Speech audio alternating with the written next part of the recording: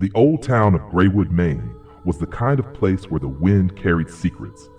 Not the polite small town kind of gossip, but something deeper. Something that nestled in the cracks of the sidewalks and slithered through the pines. Folks said the trees themselves listened, and if you stood too long under their boughs at night, you might hear your name whispered back. It was in this place that 17-year-old Emma Caldwell first noticed the shadows. They weren't your ordinary dark corners where light failed to reach. These shapes had a life of their own. She spotted them first in the abandoned Rookery House, an ancient Victorian perched on a hill overlooking the lake. Broken windows gaped like hollow eyes, and the paint peeled in long, curling strips. Everyone in Graywood knew better than to go near, yet Emma found herself drawn there, night after night, as if something called her. She told her best friend, Marcus Reed, about it one evening as they sat on the rusted swings at Dunlop Park. The air was cold, unseasonal for late August, and the sky was heavy with clouds. "I swear I saw it move," Emma whispered, voice low and urgent. "A shape at the window, like someone standing there, staring." Marcus shrugged, kicking at the gravel. "Probably just a raccoon." "But it wasn't a raccoon," she pressed. "It was tall, thin, and its eyes—" She stopped herself, shivering as a gust of wind rattled the swing set's chains. Marcus studied her face in the dim streetlight. "You've been cooped up in that old house too long. You're starting to see things." Emma's stomach twisted. He didn't believe her. No one did. Her parents dismissed her stories as teenage fantasy. The sheriff rolled his eyes. Even the elderly librarian, Mrs. Ellsworth, told her that Rookery House had been empty for decades and nothing more than a rotting shell.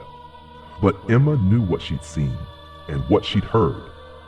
That night, she crept from her bedroom window, her flashlight a lone beacon in the darkness. The path to Rookery House wound through the forest, where the trees pressed in close and the wind moaned like lost souls. She walked in silence, her heart thudding so loud she feared it would give her away. When she reached the house, the front door stood ajar, as if inviting her in. Emma paused, swallowing a scream when she felt the temperature drop. The beam of her flashlight quivered across the peeling wallpaper, the broken chandelier, the floor strewn with leaves and dust. Then she heard it, a soft scraping from upstairs, like fingernails dragging across wood. She froze. Every instinct screamed at her to run, but something stronger held her there, curiosity, or maybe fear itself. Emma climbed the staircase, each step groaning under her weight. At the top, the corridor stretched into darkness. Doors hung crooked on their hinges. She followed the sound to the far end, where a single door remained closed. Emma's hand trembled as she pushed it open. Inside was a nursery, frozen in time. A cracked rocking horse, a crib draped in cobwebs, a mobile of wooden birds, their paint chipped. The scraping came again, this time from the mirror propped against the wall. She approached it, heart pounding. In its dusty surface she saw nothing at first. Then the reflection shifted. A tall, gaunt figure stood behind her, its head tilted at an impossible angle. Its eyes were hollow, glowing faintly with an unholy light. Its mouth opened in a silent scream. Emma spun around, but the room was empty. When she turned back to the mirror, the figure was gone. Only her own pale face stared back. She fled. Out on the road, she didn't stop until she reached Marcus's house. She pounded on his door until he yanked it open, bleary-eyed. "I saw it," she gasped, voice cracking. "In the nursery mirror. A ghost." Marcus pulled her inside. His eyes were wide with concern, but still doubt lingered. "Okay, Emma, show me." She took him to the house at dawn. The first rays of sunlight touched the peeling facade, but inside the air was still frigid. Together they climbed to the nursery. The mirror lay face down on the floor, cracked in half. Emma knelt and lifted it. In the broken shards, they saw only themselves. Two frightened teenagers. No ghost, no figure. Marcus helped her set the mirror aside. "It's just your imagination, Emma." But as they turned to leave, the wind howled through the broken window. The door slammed shut on its own. In the sudden gloom, the shards of glass caught the light and reflected something else, a pair of glowing eyes. And in that instant, Emma knew she was not imagining a thing. Marcus's blood pounded in his ears as the wind's howl rattled the nursery window. Emma's hand shook against his arm. The broken mirror lay between them, its jagged edges catching stray beams of light. But the reflection they saw was impossible. Two terrified faces staring back, and behind them, a pale shape looming, its eyes glowing like dying embers. The door banged against the wall. Marcus yanked at the handle. Locked. He jabbed his shoulder into it. The wood groaned, but held. Emma's breath came in ragged gasps. "We have to get out," Marcus hissed. Emma nodded, but her feet felt glued to the floor. The shape in the mirror, its head tilted at that impossible angle, moved closer, as if pressing against the glass from the other side. A soft scratching began, like brittle fingernails scraping the back of the mirror. Emma swallowed hard. It knows we're here." With a sudden crash, the mirror shattered, splintering into 100 shards that rained across the floor. The scratching stopped. A deathly silence filled the room, broken only by their ragged breathing. Marcus seized Emma's hand. "Come on." He shoved past her, yanking at the door. It gave way with a final creak, and they tumbled into the hallway. They sprinted down the stairs, boots pounding on rotten boards. Behind them, the house seemed to sigh, as though disappointed at their escape.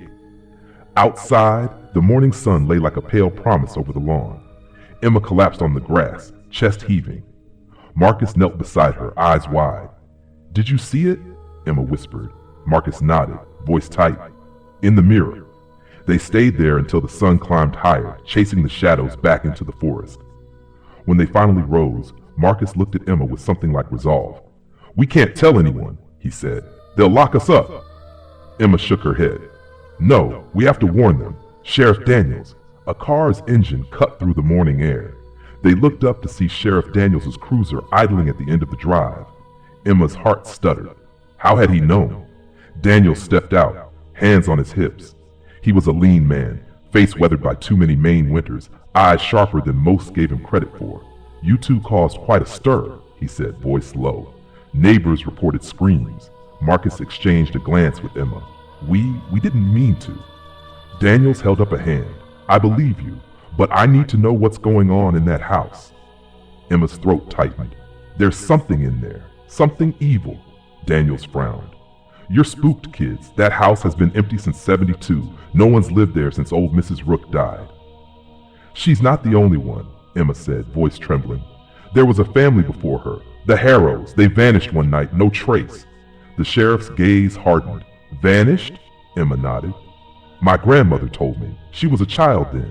Said she saw lights in the windows, heard children crying. Next morning, the Harrows were gone, and the house, it felt empty." Daniels glanced at the mansion. The boarded-up windows stared back like blank eyes. "All right," he said at last. "Show me." They led him up the winding path.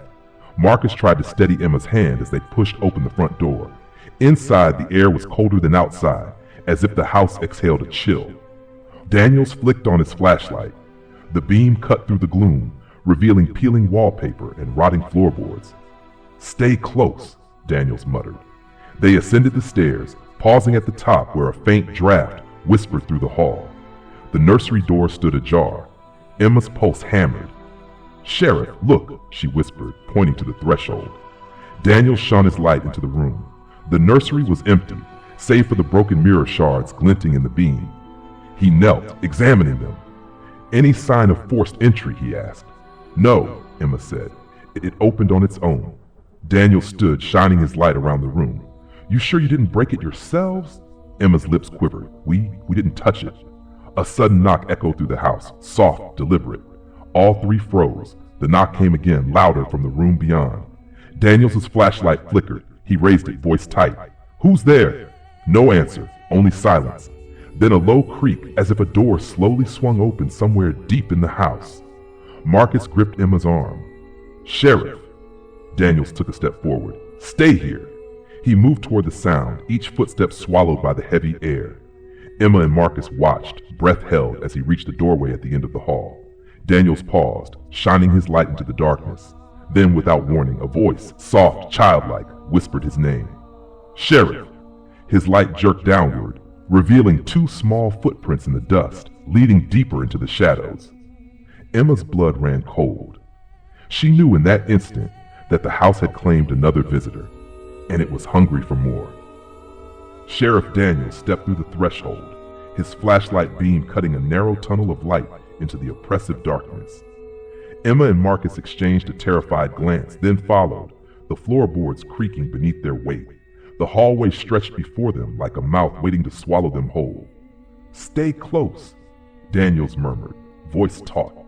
His boots echoed as he advanced, sweeping the light across peeling wallpaper patterned with faded children's motifs, dolls rocking horses, spinning tops, images now grotesque in the half-light.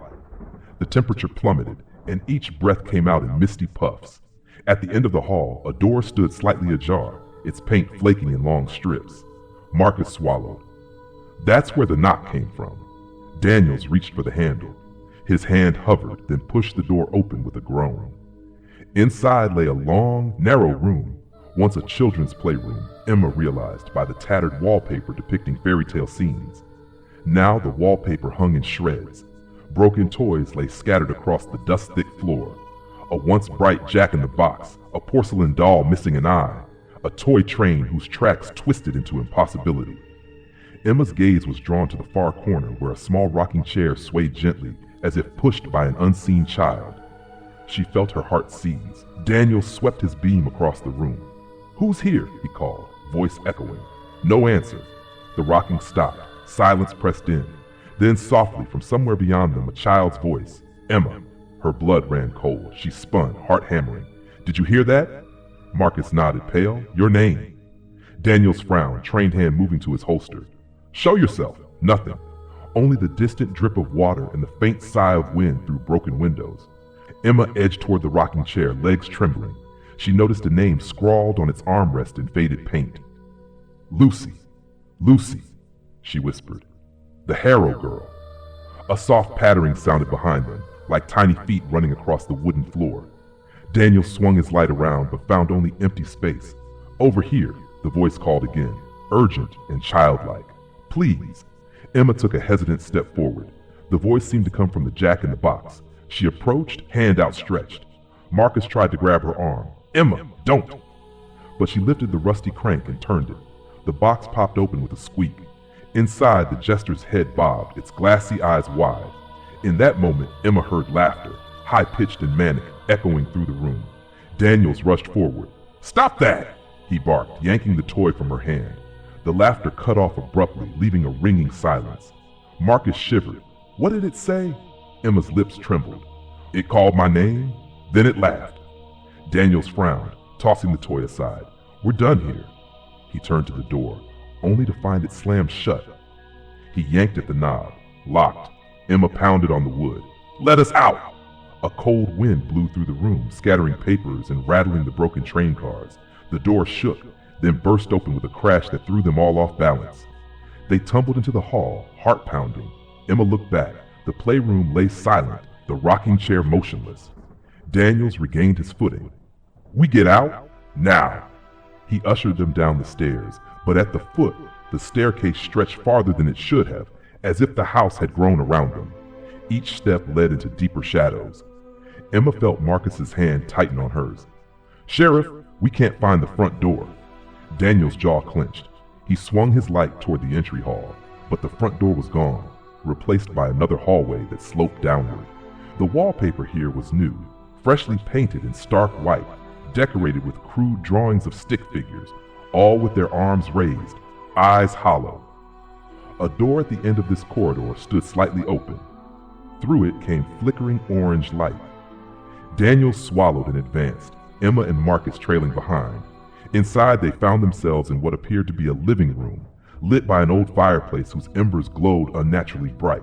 In the hearth sat a photograph, charred around the edges, of the Harrow family, smiling as if for a holiday portrait. Only the father's face was scratched away, gouged by deep, furious marks. Behind them, the door slammed shut. The fireplace flared, and the charred photograph began to warp, the smiling faces melting into anguished screams. The embers rose like sparks, swirling into the shape of a man's face, familiar, stern, twisted in rage. "Mr. Van Buren?" Daniels raised his flashlight, voice shaking. "Get behind me!" Emma's legs gave out. She sank to her knees, trembling as the apparition's eyes burned into her soul. And from somewhere deep within the walls, the child's voice whispered one final plea. "Help us before he finds you." The flickering embers cast grotesque shadows across the living room's warped walls, painting the charred Harrow family portrait in a hellish light. Sheriff Daniels pressed Emma and Marcus close behind him, the beam of his flashlight trembling as it danced over peeling wallpaper and splintered floorboards. The air was thick with the scent of smoke and something fouler, like burnt flesh mixed with old decay. Mr. Van Buren's face wavered in the ember smoke, his hollow eyes fixed on Emma. His mouth opened in a silent scream that stretched impossibly wide, revealing rows of jagged teeth. Emma felt bile rise in her throat. "Run!" Daniels barked, but the front door, where it should have been, was nowhere in sight. Marcus seized Emma's hand, and they bolted for the nearest doorway. They tumbled into a narrow vestibule lined with floor-to-ceiling mirrors, each reflecting not their faces, but twisted versions of themselves. Emma's eyes sunken and red-rimmed, Marcus's skin pale and cracked like old porcelain. Behind them, footsteps echoed, slow, deliberate, though the floorboards were smooth and unbroken. "They're following us," Marcus whispered, voice shaking. Emma's heart pounded as she searched for an exit. Every mirror seemed to stretch into another corridor, another trap. She spotted a half-open door at the far end, a sliver of cold blue light spilling through. "Over there," she hissed. They dashed across the hall. In the largest mirror, Emma caught sight of a figure behind them, tall, draped in shadow, with that impossible tilt of the head. She choked back a scream. They reached the door and flung it open, emerging into what looked like the mansion's grand ballroom. Moonlight streamed through shattered stained glass, illuminating a marble floor etched with arcane symbols. A lone grand piano stood at the center, its keys yellowed and broken. Daniels slammed the door shut behind them. The lock clicked, but it offered little comfort. The sheriff's face was pale. "I've seen enough," he said. "We need to find that front door." Marcus pointed to the piano. Maybe there's something underneath." Emma knelt beside the piano's base, her fingers brushing away dust and debris. She found a small brass lever hidden beneath. She glanced at Daniels. "Help me." Together they pulled. The piano shifted with a grinding creak, revealing a trapdoor in the floor. A frigid gust rose from below, carrying faint sobs. "That's our way," Emma said, voice trembling. Daniels produced a coil of rope from his cruiser's trunk. He always carried emergency gear, and tied it around his waist. "Stay close," he instructed, then shone his light down into the darkness. The shaft descended into a stone-lined cellar, where pale shapes writhed in the beam's glow. Countless hands reaching upward, their fingers skeletal, their knuckles clicking like dry bones. Emma's stomach lurched. "What are they?" Daniels didn't answer. He began his descent, rope slipping through his gloved hands. Marcus and Emma followed, each step echoing in the vaulted chamber below. The air was damp and smelled of mildew and rot.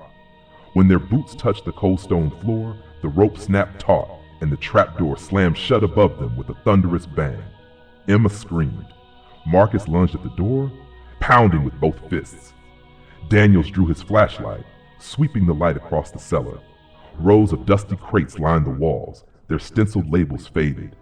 In the center stood a stone altar, stained dark, its surface etched with the same runes from the grand staircase door. Atop it lay an open book bound in cracked leather, Mr. Van Buren's journal, its pages fluttering though there was no breeze. Daniels picked it up, flipping through the entries. "He kept detailed notes on his experiments," the sheriff muttered, voice grim. This isn't just a haunting, it's a deliberate invocation." Emma's gaze drifted to the far corner, where a dark shape crouched, her breath caught. The shape rose, tall, thin, limbs unnaturally long, and stepped into the light. Its eyes burned with cold fire. "Emma," it whispered, voice like dry leaves scraping stone. Marcus grabbed her arm. "Run!" They turned toward the ladder leading up, only to find it gone, replaced by a sheer stone wall. Panic slammed into Emma's chest. Daniel slammed the journal shut. "We have to fight it!" Marcus cried. Daniel's eyes hardened with knowledge. He thrust the journal into Emma's hands. "Read the last entry, quickly." Emma opened the book, scanning the cramped handwriting. Instructions for a counter ritual, an incantation to bind the entity once more, but at great cost. Her voice quavered as she read the final lines. "To bind the shadow, a heart must be offered willingly. Only then will the darkness be chained anew," She looked up. The creature advanced, its mouth curling into a grin of anticipation. "We have to do it now." Daniels nodded, drawing a service pistol. "Whatever it takes." Above them, the mansion groaned, as though aware of their defiance. The time for running was over. Emma's fingers trembled as she traced the jagged letters of the final incantation. The cellar's stale air pressed in on them, heavy with the scent of damp stone and old blood. The creature halted a few paces away, its head cocked at that impossible angle, watching her with a predator's patience. Daniels pressed his back against the altar, pistol drawn but unsteady. Marcus stood beside him, clutching Emma's other arm, as if he could anchor her to reality. The runes on the altar glowed faintly under the beam of Emma's flashlight, as though hungry for the ritual's power. Emma swallowed hard and began to read aloud, her voice quavering but determined. "By willing heart and open hand, I bind thee back to earth's dark land. Through blood and oath, the pact renew until the end, the dark subdued." Her words echoed in the vaulted chamber, bouncing off the stone walls like distant thunder. With each line, the runes flared brighter, pulsing in time with her heartbeat. The creature hissed, a sound like steam escaping a broken kettle, and advanced another step. Marcus pulled her gaze from the journal. "Emma, you have to mean it," he urged. "It has to be willing." Her breath caught. The realization hit her like a blow. The ritual demanded a willing sacrifice. She was the only one there prepared to pay the price. Her heart pounded as she met Daniel's eyes, wide with horror but shining with respect for her bravery. I will," she whispered. The runes on the altar erupted in pale blue light, casting the cellar in a ghostly glow. The creature recoiled, its form flickering like a candle in a draft. Emma's voice grew stronger, more resolute. "With blood and spirit here I stand, to seal the dark with willing hand. Let light prevail where shadows creep, in death or life, this oath I keep." At the final word, Emma pressed the journal's spine against her palm, feeling the cold leather bite into her skin. She closed her eyes and pierced her fingertip with the quill she'd found tucked in the journal's binding. A single drop of her blood fell onto the runes. The runes blazed with sudden intensity, and a shockwave of energy rippled through the cellar. The creature shrieked, a sound of pure, unbridled fury, as tendrils of shadow whipped around the altar. Emma felt the air crackle against her skin, as though the very fabric of the room was tearing. Daniel shielded Emma and Marcus from flying debris, his pistol forgotten at his side. The cellar floor trembled, cracks spidered through the stone, releasing wisps of shadow that writhed like living smoke. The runes glowed brighter still, now almost blinding. Then, with a final, agonized howl, the creature lunged at the altar and was swallowed by the light. The tendrils recoiled, shrinking back into the cracks in the floor and walls. The runes pulsed once more, then faded, leaving the cellar in near darkness save for the weak beam of the flashlight. Silence followed. It was a silence so profound that Emma thought she could hear her own blood rushing. Marcus sank to his knees, tears running down his cheeks. Daniels knelt beside Emma, placing a gentle hand on her shoulder. "It's done," he said softly, voice cracking. "It's finally done." Emma's vision swam. She sank to the floor, clutching her bleeding hand, the taste of iron on her tongue. The altar's runes were dark now, nothing more than carved stone. The journal lay open, its pages blank where the incantation had been. Outside, the mansion groaned, one long final sigh before falling utterly still. The wind ceased, the dripping stopped, and even the distant creaking of old wood faded into nothing. Marcus wrapped his jacket around Emma's shoulders. "You saved us," he whispered. "You saved everyone." She looked up at him, tears in her eyes. "But at what cost?" Daniels rose slowly, offering his hand to Emma. "You did what no one else could. You ended it." Together they climbed the ladder to the trapdoor.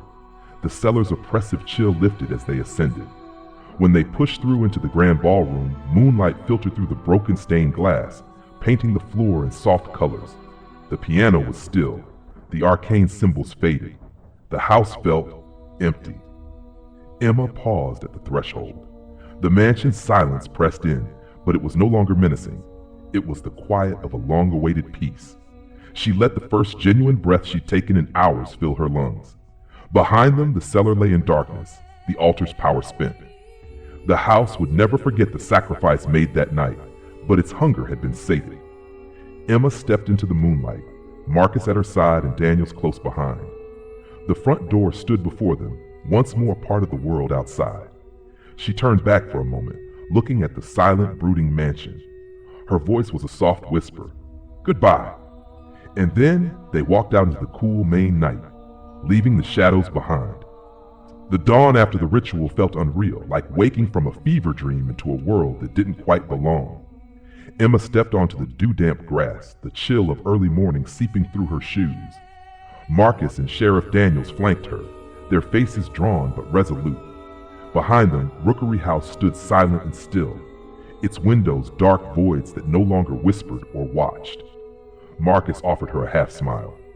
"We should call someone." Emma shook her head. No reporters, no headlines. Her voice was hushed as if she feared that any sound might summon something back. "Just us." Daniels cleared his throat. "I'll seal it up, board the windows, lock the doors, make sure nobody goes in." He hesitated, eyes on Emma's blood-stained hand. "You sure you're all right?" She flexed her fingers, wincing at the twinge of pain. "I will be." They walked down the overgrown path in silence. The woods felt different, quieter, as if the trees themselves were exhaling relief. Emma pressed her back against the sheriff's cruiser, letting the engine's warmth seep through her jacket. Marcus sat beside her, hands still holding hers. "You were brave," he said softly. "Terrifying, but brave." Emma managed a nod. "We all were." Her gaze drifted back toward the mansion, its silhouette etched against the pale sky. "We ended it, right?" Daniels closed his eyes. "I believe we did. Whatever was in there, it's gone." Yet Emma's heart tightened. She recalled the moment she spoke her final words over the altar, the way the rooms glowed, the creature's final scream. It felt too neat, too complete, and she remembered the faintest echo of laughter, soft as distant wind chimes, that lingered even after the cellar fell silent. That night, Emma lay in her own bed, the events replaying behind her eyelids. The street lamp outside her window cast long shadows on the wall, shadows that didn't move with the tree branches, but seemed to twitch of their own accord. She sat up, heart pounding, and reached for the old pocket knife she kept on her nightstand. The blade was clean, but the air smelled faintly of sulfur. Emma closed her eyes, willing herself to breathe normally. When she opened them, the room was empty, save for the shadows. Morning came again, and life in Graywood resumed its sleepy pace. Emma returned to school, though her absence raised questions. She told her teacher she'd been ill. Marcus supported her lie with a solemn nod. The sheriff quietly spoke with the principal, and soon the story of Rookery House faded from gossip into local legend. But for Emma, the end of the haunting was not a return to normal. Every mirror she passed, bathroom, bedroom, storefront, made her pause. She caught a reflection and searched for a flicker of something behind her eyes. Hunger, anger, despair. Sometimes she thought she saw it, an echo of that gaunt shape vanishing when she blinked. One afternoon, she and Marcus walked the lake trail, trying to reclaim the innocence of their friendship. The water was glassy, reflecting a sky as empty as a blank page. Emma skipped a stone. It skipped once, twice, then sank. "You okay?" Marcus asked, concern etched on his face. Emma forced a smile. I'm fine." She turned her back to the water and glanced over her shoulder. In the distance, the trees seemed to part, revealing a dark shape that melted into the underbrush as quickly as she spotted it. "Did you see that?" she whispered. Marcus shook his head. "See what?" Emma bit her lip. "Nothing." That evening, Emma found an envelope on her pillow, sealed with dark wax bearing a symbol she recognized from the altar's runes. Her hands shook as she broke the seal. Inside was a single scrap of parchment with one word scrawled in uneven script: "Soon." Her blood ran cold. The rational part of her mind told her it was a prank. Marcus, Daniels, even her own jittery nerves. But a deeper instinct warned her otherwise. The darkness had not been banished. It had merely retreated, waiting for another moment of weakness. She looked at her reflection in the bedroom mirror. The glass was perfect, unbroken, but the shadows in the room felt too close, like breath on her neck. Emma pressed her palm to the mirror's surface. For a heartbeat, she thought she saw that tilted head behind her, eyes glowing faintly. Then it was gone. Emma turned away, clutching the parchment to her chest. She knew, with a certainty that chilled her blood, that the story was not over. The house might stand empty, boarded and silent, but its hunger lived on, in the shadows, in the trees, in the mirrors, and it had found her. Emma lay in bed, the scrap of parchment clutched in her fist, heart hammering in the hush of her darkened room. The single word, soon, seemed to pulse with malevolent promise. She could almost hear its echo, carried on the still air. Soon, soon. Her eyes flicked to the mirror across the room. She wanted to believe the warning was a prank, but she knew better. Since the ritual, she'd seen too much. Shadows that moved against logic, whispers that drifted from empty corners, reflections that didn't quite match reality. The darkness had been sated, but not destroyed. It had retreated to gather strength. A soft knock at her window jolted her upright. Emma's breath caught. The knock came again, 3 slow, deliberate taps. She slipped from the covers and crept toward the window, every nerve alight. Outside, Marcus stood on the porch, his face pale in the weak street lamp glow.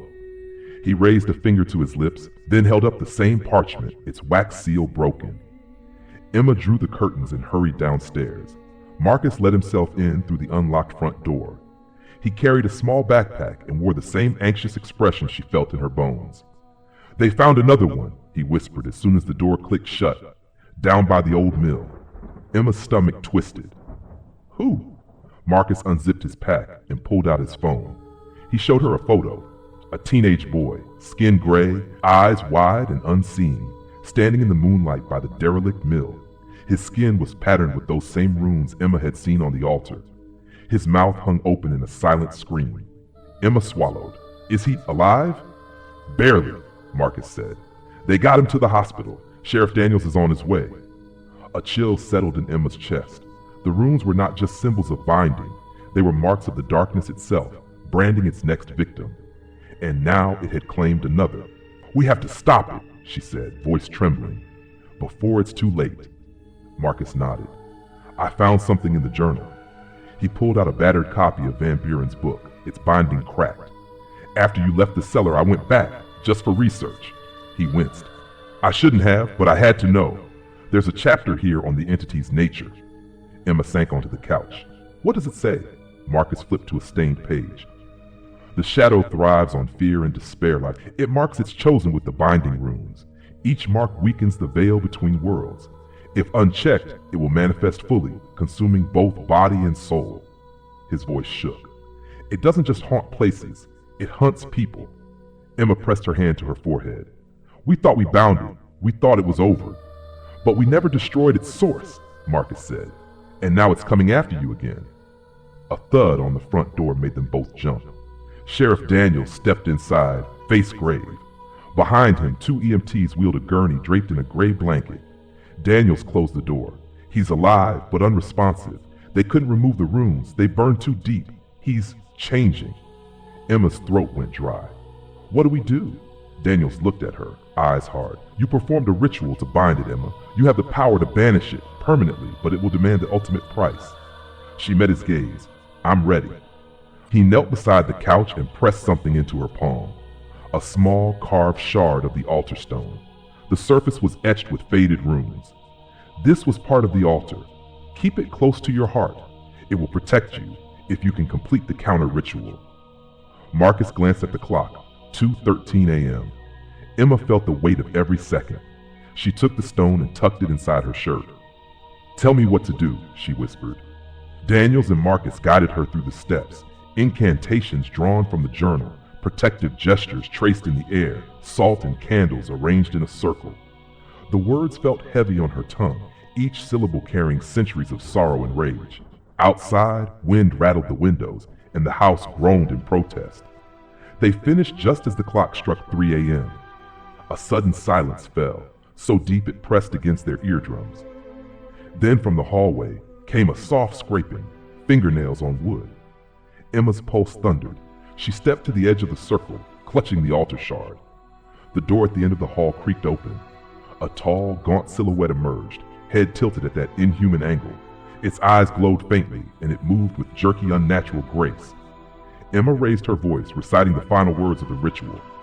"By stone and salt, by blood and flame, I cast thee out, in dark I name.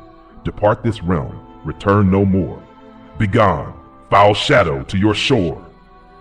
The candles flared, their flames dancing in a sudden gust of air. The runes on the altar shard glowed brighter against Emma's chest. The entity halted, its form flickering like a broken projection.